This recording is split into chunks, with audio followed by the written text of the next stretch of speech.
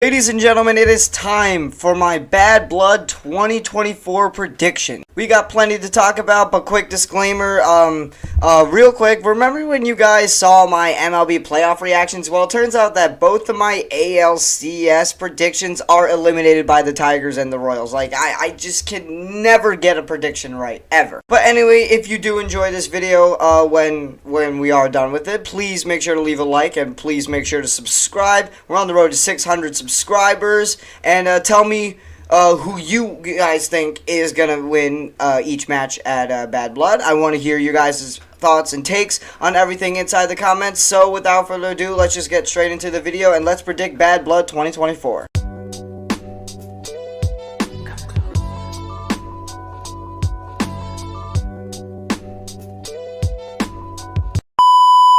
Alright, let's start off by predicting my least favorite match of the entire night, because I already saw this one already.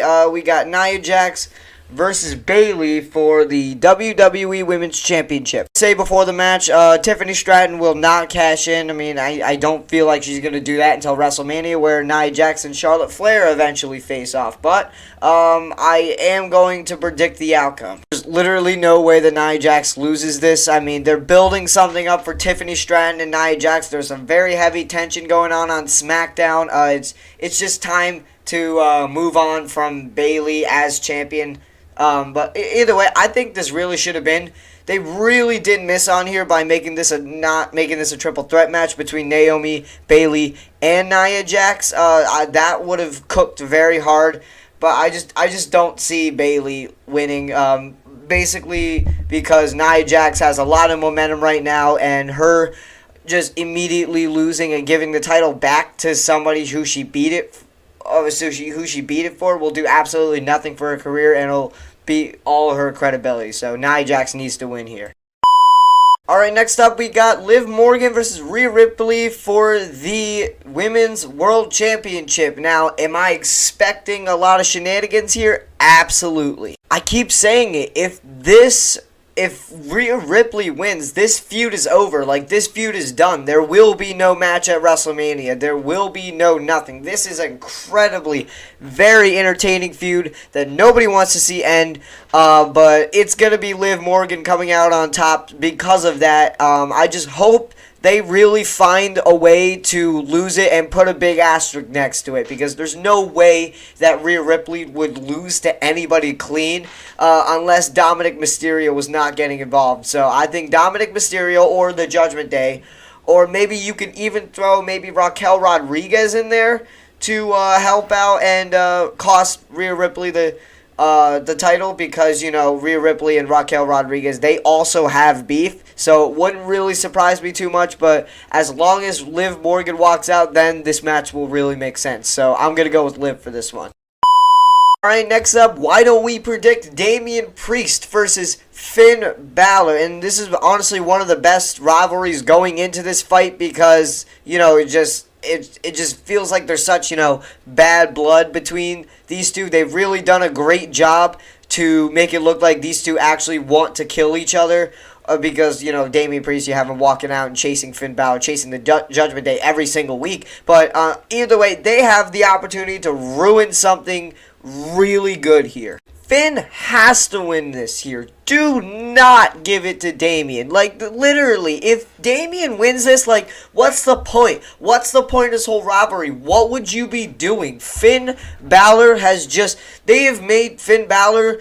And the overall, they made this new Judgment Day look like nothing but just a scared people just running away from literally two people. It's not even the fact that they're outnumbered and they're still getting their asses kicked is beyond me. So Damian Priest winning this would do absolutely nothing for the feud. It would just take away all of Finn Balor's credibility. Am I expecting some shenanigans here? Absolutely. But no, I think Finn Balor needs to win this. If they are planning for any other matches in the future, Damian Priest needs to take the pin here. He needs to take the loss, and Finn Balor needs to get the win, finally get the upper hand over Damian, so this amazing rivalry can keep on going.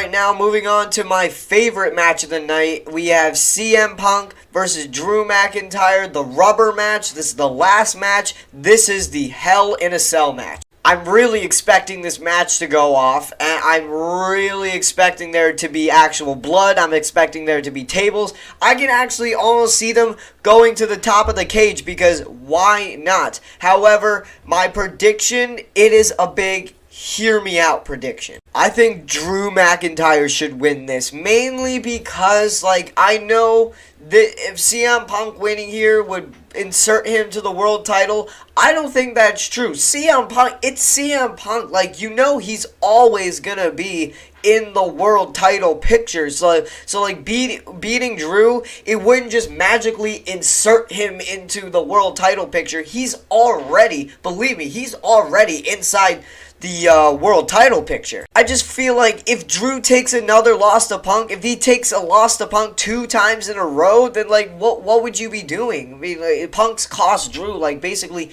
every single match, and plus Punk already beat Drew. Like, he doesn't need to beat him 2 times in a row. And plus, this should simply just be the passing of the torch from like one top guy to another top guy. Like, this should just Punk should just, you know, just put Drew over, so Drew can, honestly, Drew, after what's been going on for him this year, I don't think Drew is really inside the world title picture, because he's been so wrapped up in this incredibly exciting feud with Punk that people kind of forgot that he's world title material. So I'm going to go with Drew here, because I feel like he actually needs to be inserted into the world title picture. And this could be also his first match, his first win inside of the Hell in a Cell, because he hasn't won one yet. So I'm going to go with Drew. Punk, again, world title material already. He doesn't need to go over in this situation. I think Drew absolutely must win. And for all of you guys, I hope you heard me out on this one. And finally, we got the main event, or I think is going to be the main event anyway. We have Roman Reigns and Cody Rhodes versus Jacob Fatu and Solo Sikoa, the Bloodline. Alright, here we go. I hope you're ready to hear me out, because this is my big prediction. This is what I have. So basically, the Bloodline and Cody Rhodes and Roman Reigns are going to put on a big, lengthy match for like 15 minutes. Then that is where the shenanigans is going to start. All of a sudden, the Tongans are coming out, and they're going to be starting to attack Cody Rhodes and Roman Reigns. Jacob Fatu and Solo Sikoa will all of a sudden have the upper hand. Then out come KO and Randy.